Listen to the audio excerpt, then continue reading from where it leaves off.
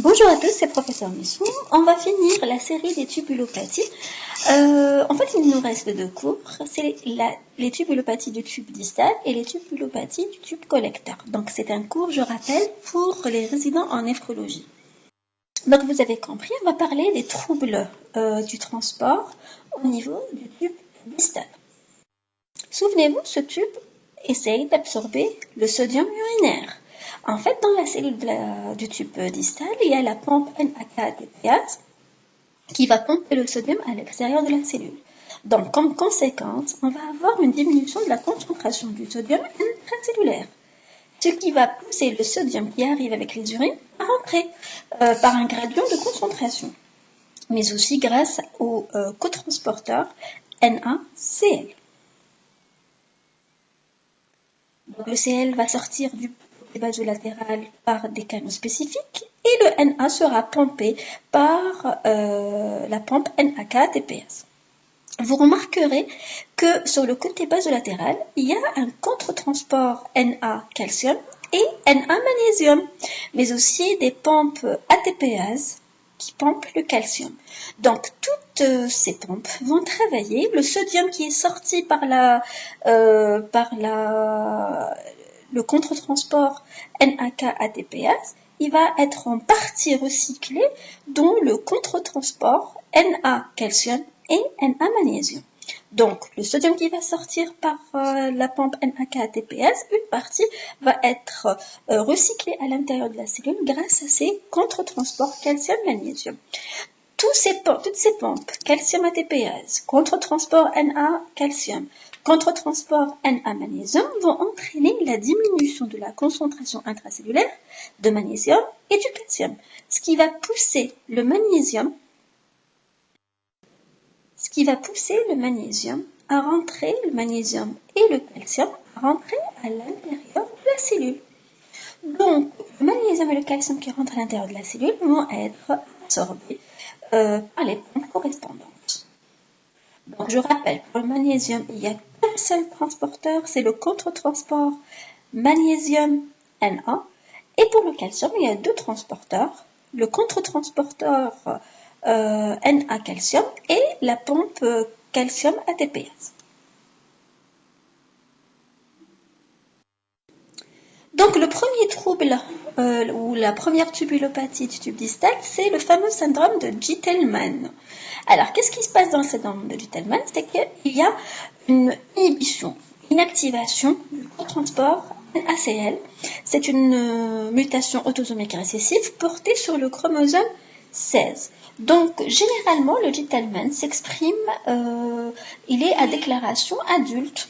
Donc, il y aura plusieurs conséquences de cette mutation et cette diminution d'absorption du sodium au niveau du tube distal. Déjà, le sodium qui n'est pas absorbé au niveau du tube distal, qu'est-ce qui va se passer? Il va se retrouver dans le tube collecteur. Et dans le tube collecteur, cette cellule principale va essayer à tout prix de réabsorber le sodium qui en plus... en fait, le syndrome de Gitelman est une tubulopathie perdeuse de sel, puisque peu importe l'activité que la cellule tubulaire principale du tube collecteur va essayer de produire, elle ne pourra pas compenser ce sodium qui n'a pas été absorbé au niveau du tube distal. Donc, elle va essayer d'absorber au prix, bien sûr, vous savez très bien que la cellule principale absorbe le sodium au prix d'une perte de potassium et d'ion H+. Donc, la conséquence de cette suractivation par rapport à la perte de sel engendrée par la diminution de l'absorption ou bien la non-absorption au niveau du tube distal du sodium, on aura comme conséquence une alcalose métabolique puisqu'il y a une perte des ions H+, et une hypocalémie parce que c'est le prix à payer pour rattraper ou essayer de rattraper une partie du sodium qui n'a pas été absorbé au niveau du tube distal. Autre conséquence, lorsque le sodium n'est pas absorbé au niveau du tube distal, c'est-à-dire que le sodium urinaire est élevé, anormalement élevé au niveau du tube distal, avant de partir bien sûr au tube collecteur. Donc on aura finalement une charge positive, ce qui va pousser l'absorption de tous les cations, tout ce qui est possible à être absorbé, donc le magnésium et le calcium. Mais malheureusement, le magnésium ne peut pas être absorbé parce que son absorption du côté basolatéral n'est pas possible. Il n'y a pas de sodium qui a été absorbé, la pompe NAK-ATPase n'arrive pas à travailler, donc il n'y a pas de sodium dans le côté basolatéral, et ce sodium est indispensable parce que, souvenez-vous, il va être recyclé dans les contre-transports Na-magnésium, Na-calcium. Donc, le magnésium ne peut pas être absorbé, et le calcium ne peut pas être absorbé par son contre-transport calcium-sodium. Par contre, n'oublions pas que le calcium a une autre voie de sortie. Donc, c'est la pompe ATPase calcium qui va pomper au maximum parce qu'elle va utiliser tout l'ATP qui n'est pas pris par la pompe NAK-ATPase. Donc, on aura un pompage accéléré du calcium.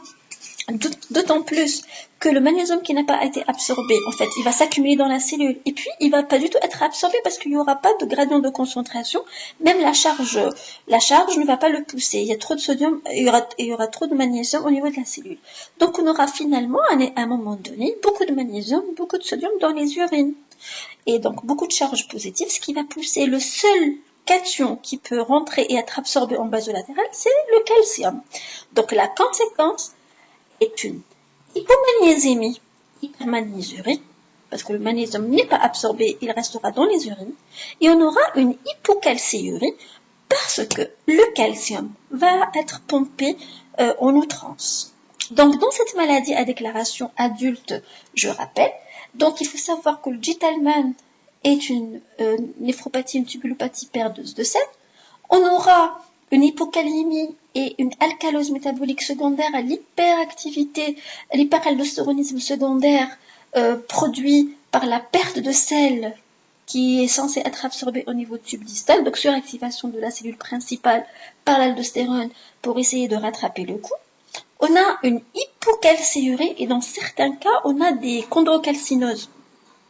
Le calcium qui est absorbé comme ça en outrance n'est pas régulé par la sphère PTH donc, et la calcitonie. Donc, qu'est-ce qui va se passer? Ça va être précipité au niveau des articulations. C'est un symptôme très rare quand même. Et on aura, ce qui est très important, une hypomagnésémie, parfois sévère, avec une symptomatologie très très prononcée, et une hypermagnésurie. Le traitement du syndrome de Gitelman, vous l'avez compris, c'est un trouble génétique, on ne peut pas traiter la cause, donc on va traiter d'une façon symptomatique. Donc on va augmenter les apports en sel, en potassium et en magnésium. La deuxième pathologie au niveau tubulopathie, au niveau du tube distal, c'est le syndrome de Gordon.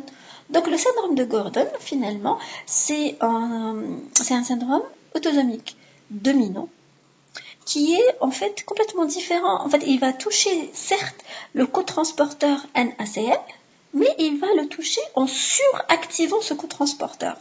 Donc, c'est une tubulopathie bien particulière, puisqu'il y a mutation, je rappelle, dominante, au niveau du chromosome 12 pour le gène WNK1 et le chromosome 17 sur le gène WNK4. Alors, ces deux gènes sont des régulateurs de l'activité de ce cotransporteur, NACL. Donc, le WNK1, qui est porté sur le chromosome 12, a une fonction très particulière. En fait, il est censé inhiber le cotransporteur NACL. Il est fait pour inhiber, pour réguler d'une façon inhibitrice le NACL. Par contre, le WNK1 a une activité, en fait, il active le cotransporteur NACL. Donc, le syndrome de Gordon est dû soit à une mutation inactivatrice du WNK1 ou une mutation activatrice du WNK1. Donc, je rappelle que le WNK1 est un gène qui inhibe l'action de WNK4. Qu'est-ce que ça veut dire? Ça veut dire qu'à la base, le gène WNK1 est inhibiteur du WNK4 qui est lui inhibiteur du cotransport NACL. Donc s'il y a activation de s'il y a une activation du WNK1. Donc lui, il est très activé. Il va inhiber le WNK4 plus que nécessaire. Et souvenez-vous, ce WNK4, désolé, j'arrive pas à le dire, WNK4 est censé inhiber. Donc s'il est inhibé le cotransporteur NaCl. Donc s'il est inhibé par le WNK1, il ne pourra pas l'inhiber et le cotransporteur est surstimulé. Soit le syndrome de Gordon est dû à une inactivation directe du WNK4. Donc peu importe la mutation, que ce soit une mutation activatrice de WNK1 ou bien une mutation inactivatrice de WNK4, le résultat final est une surstimulation du cotransporteur NaCl. C'est-à-dire que le Gitelman et le Gordon sont opposés. L'un est inhibiteur du cotransporteur NaCl, c'est le Gitelman, et l'activateur du NaCl, du cotransporteur NaCl au niveau du tube distal, c'est le syndrome de Gordon. L'activation du cotransporteur NaCl dépendra finalement des gènes régulateurs de son activité. Le WNK1 est un gène normalement qui devrait stimuler le cotransport NaCl indirectement en inhibant le gène qui l'inhibe. Et le WNK4 est un gène qui est censé inhiber la pompe NaCl. Donc si le gène inhibiteur, le 4, est inactivé, donc le cotransporteur NaCl va être surstimulé. Ou bien, si le WNK1, qui est le gène stimulateur d'une façon indirecte, est en superactivation, ça va donner la même conséquence. Donc souvenez-vous, le WNK1 est un gène qui stimule le cotransporteur NaCl d'une façon indirecte et le stimule à travers l'inhibition des gènes qui inhibent le cotransporteur NaCl. Le gène qui inhibe le cotransporteur NaCl, c'est le WNK4. Donc, lorsqu'il est muté dans le sens inactivation, la conséquence est une surstimulation de l'activité du cotransport NaCl. Donc, soit activation du gène 1 ou bien inactivation du gène 4. Donc, si il y a une surstimulation de la pompe de cotransporteur NaCl au niveau du tube distal, il y aura très peu de sodium qui va arriver au tube collecteur. Vous l'avez déjà imaginé, la conséquence est une acidose métabolique avec hypercalémie. Très peu de sodium, donc pas d'absorption de sodium, donc pas d'élimination de potassium, pas d'élimination d'ion H+.